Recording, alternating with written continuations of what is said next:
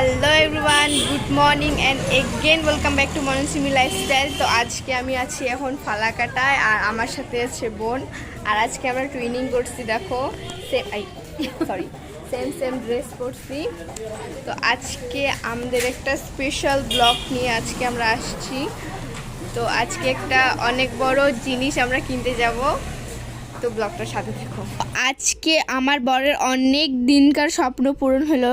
আসলে আমার বরের না, আমাদের সবারই একটা স্বপ্ন যে নিজের টাকা দিয়ে বাইক কিনবো। তো ফাইনালি আমার বরের স্বপ্নটা পূরণ হলো। অনেক দিন থেকেই প্ল্যান করছিল যে বাইক নিবে, কিন্তু আজকে কিছু না বলেই বাড়ি থেকে বেরোয় পড়ছে। আর কিছুক্ষণ পরেই ফোন করে বলে কি রেডি হয়ে ফালাকাটায় চলে এসো, বাইক নিয়ে নিয়েছি, পুজো করতে যাও। প্রথমে শুনে তো আমাদের বিশ্বাস হচ্ছিল না, কারণ অনেক দিন থেকেই কোন ব্র্যান্ডের কোন মডেলের নিব এটা আলোচনা হচ্ছিল, বাট এরম করে এসে হুট করে নিয়ে নেওয়া হয়েছে, এটা শুনে তো আমাদের বিশ্বাসই হচ্ছিল না। তারপর এখন দেখলাম, নাড়লাম, বসলাম, তারপর বিশ্বাস হলো। আসলে আমাদেরকে সারপ্রাইজ দিবে বলেই বাড়িতে কিছু না বলেই বেরোয় পড়ছিল, আর আমরা সত্যি সত্যি সারপ্রাইজ হয়ে গেছিলাম। বুনু তো বিশ্বাসই করতে পারছিল না যে এটা আমাদের বাইক বলে। আসলে আমরা বাইক অনেক আগেই নিতাম, কিন্তু আমার শাশুড়ি মা ভয় পায় বলে বাইকটা নিতে দিত না, কিন্তু এখন দেখছে যে না নিয়ে আর হচ্ছে না, তাই এখন পারমিশনটা দিয়েই দিছে, তাই জন্য হুট করে বাইকটা নিয়ে নেওয়া হলো। তার সাথে সাথে ফিল্মি মনোজ কমেডি